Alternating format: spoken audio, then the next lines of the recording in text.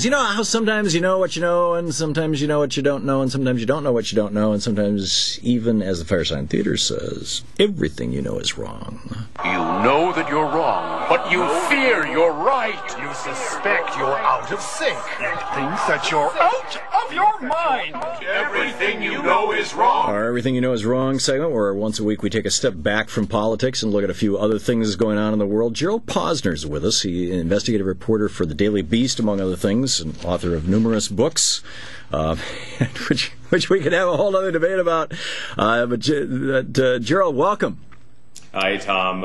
You're right. We could go on for days. There's too much material. Indeed. Your most recent book, Miami Babylon, dailybeast.com for your work. But I wanted to talk with you about Tiger Woods. You've been doing a lot of work on him and his situation. And there's what I'm personally curious about, and I suspect a lot of Americans are, and this falls, I think, outside the category of the prurient, however you say that word, interest, associated with the story, is, you and I have both written books on the Kennedy assassination.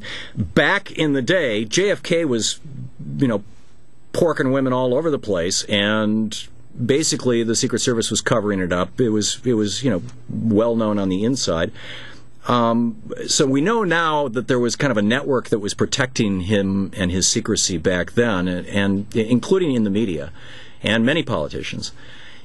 How does it work for, like, Tiger Woods? I mean, how is it possible that he could have been this active, this long, in such a brazen fashion, and it was never made public? Did he have, like, a secret staff that worked with him on this? Was there media complicity? What's going on?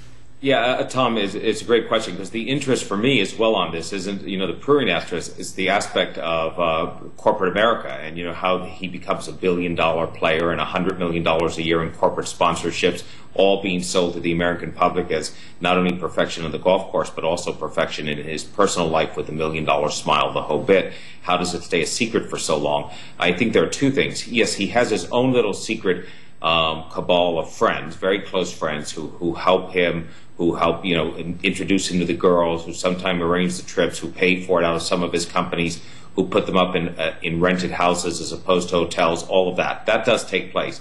The other part is he's lucky that, as opposed to JFK, who was in a time when there was a national press who was lazy about personal issues and didn't consider them anything for public consumption, that he was part of the sports press. And I don't mean that as, a broad swipe at good golf writers and good sports writers. There are some excellent ones out there.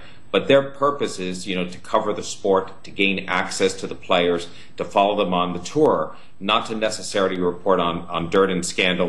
So, in other words, the sports writers have been taking basically the same approach that the national press did back in the 60s with regards to politics, and not just JFK. There were, politicians aplenty. LBJ, the long list. Right. Probably Richard Nixon was the only politician who wasn't having an affair on the side.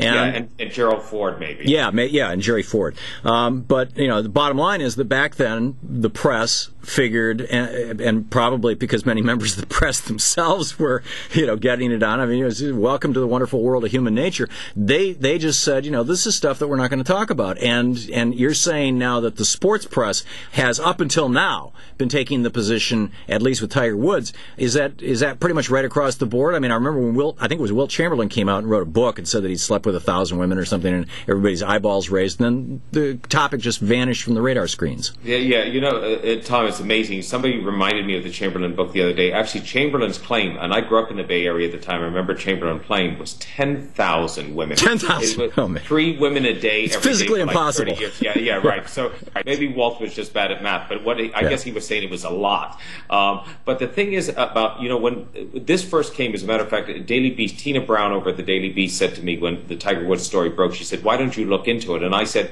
but, I don't follow sports. I'm not a golf fan. I'm not a Tiger Woods fan.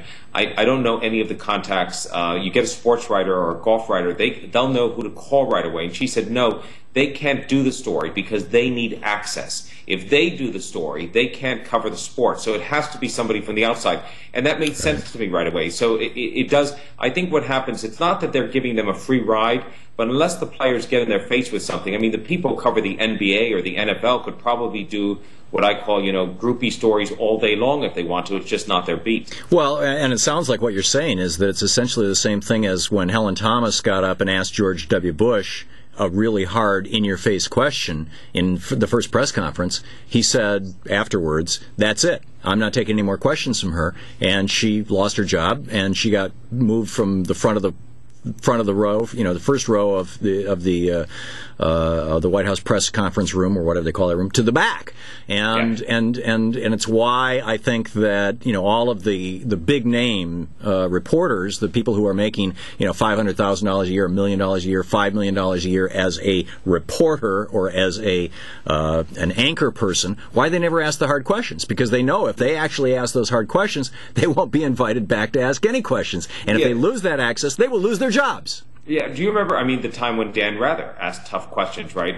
They blew him up. Senior, and they thought that he was too rude, and everybody was on top of him, and he had to take terrible heat for it, and all he did was, just push a little bit like any good reporter would.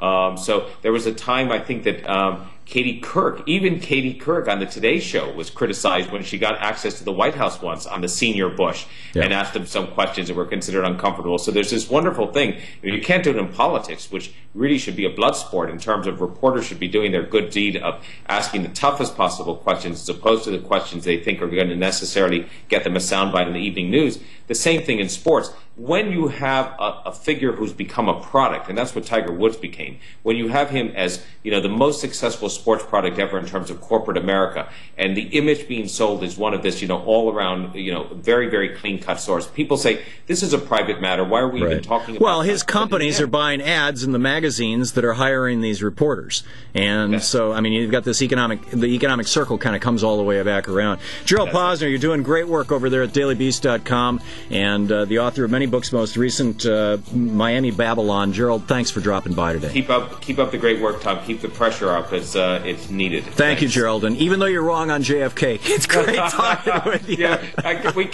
We can't think we're right on everything. Can't be the one of these days. We'll talk about it. Good talking with you.